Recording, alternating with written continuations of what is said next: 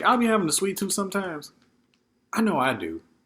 And I like a lot of candy, but it's something about a bag of Twizzlers, man. They really do. They really hit the spot. Like that long licorice stick. They just take on it and bite on it almost like an hour. Well, I can make it last an hour. I don't know about the rest of them. But I got the strawberry. I wanted cherry though, but just had to default back to strawberry. But welcome back. Start the episode.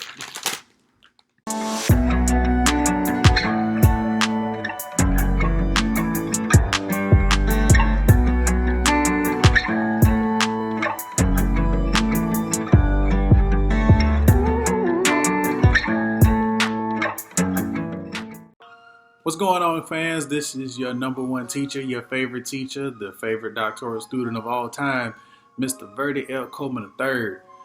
Oh boy, season three. I know many of you have been wondering why I suddenly fell off the face of the earth, and rightfully so. You had a legitimate reason to be worried.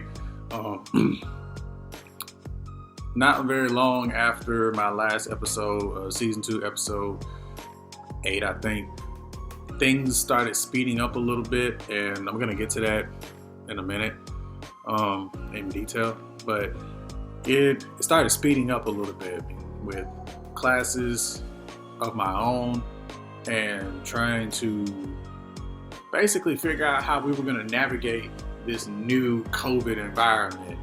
And safe to say, at the time of this recording, we are about 4.5 weeks into the virtual 9 weeks, and it has its pros and cons. That's a whole video of its own, but I wanted to get into something that not a lot of people are wanting to talk about.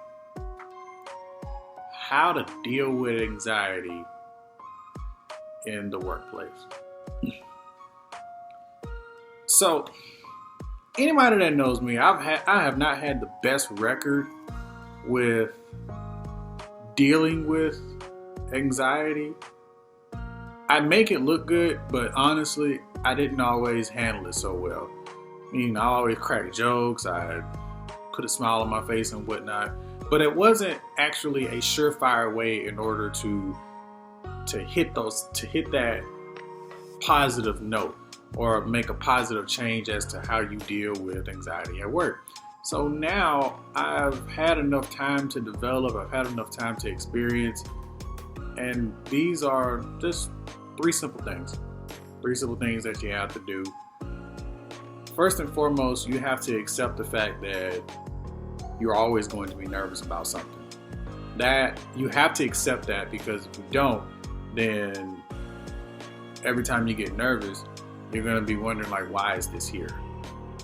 If you already know you're going to be nervous about something, let the nervousness be present, but don't let it overwhelm you. Use it as a tool in order to make sure that whatever you do it right, that you don't want to mess anything up.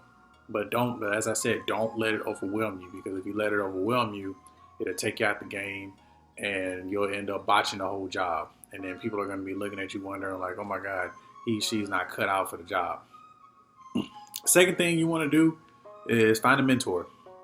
In any profession, there has to be a mentor in order for the company to grow, or the education system to grow.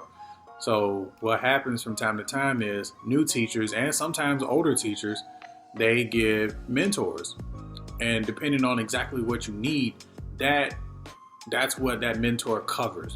Like, we have mentors for new teachers at the school, but at the same time, we also have mentors for those who go through withdrawals of the old ways, so to speak. Like, we have people that are that are not so friendly with technology, but people like myself and a few other younger teachers, or a few other more innovative teachers, we go around and we help the other teachers try to basically find their way.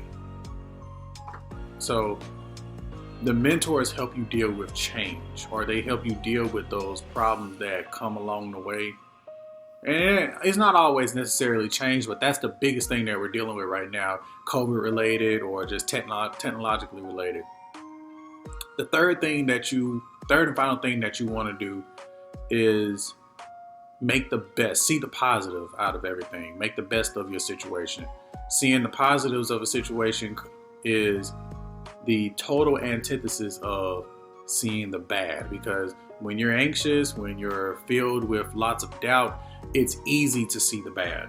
And coming from somebody who basically looked at everything bad, this is sound doctrine, I guess you could call it. I remember my first year at my high school when I was teaching. I went in with optimism, but I started to let the environment get to me. Mostly because I didn't understand how things work there. I didn't understand that, people have been doing such and such things for years. And I started to let it get the best of me. I couldn't see the positives until I had to have a heart-to-heart with the principal that was there at the time. He told me, he said, I brought you here because I really believe that you can make a positive change. I brought you here because you can be the positive change. And shortly after he left, the second principal came in and he told me the same thing. So my years 2 through 5, he basically kind of drilled it into my skull. And so now I began to see positives in a whole new light now. Yes, the negatives are still there, but I'm always going to be looking for the positives. And that lowers the amount of anxiety that I deal with as an educator and actually as a human being. So, remember, 1, admit that you're nervous. Don't let your nervousness overwhelm you. 2, find you a mentor. 3, seek the positives. Positives mean everything. So when you wrap all that together, there should be a fourth one. And I saved this as an alternate one because not everybody follows, the same faith that I follow, but prayer and studying scripture. I wanted to save this for a separate video, but I feel like this might be better. I read my scripture every morning, whether I'm at home or I'm at work just before my first class starts. And I find myself reading Proverbs and Psalms a lot. Those are good places to go to when you're having doubts or when you're wanting to just ensure that your mind stays in perfect peace, because anxiety is a disruption of your inner peace. So whatever deity that you serve, whatever God you serve, just remember that you pray to that God and you ask for peace, you ask for calmness, you ask for a stillness of your spirit. And so when you reach that moment where you can take in a deep breath and go, at that moment, you'll realize like, okay, I'm nervous, I got doubts, but I can do this. I was chosen for this. I can make this happen. So it doesn't matter whether or not you're teaching, doesn't matter what career you're in, or even if it's just the performance that you're going to give. These things are going to come up.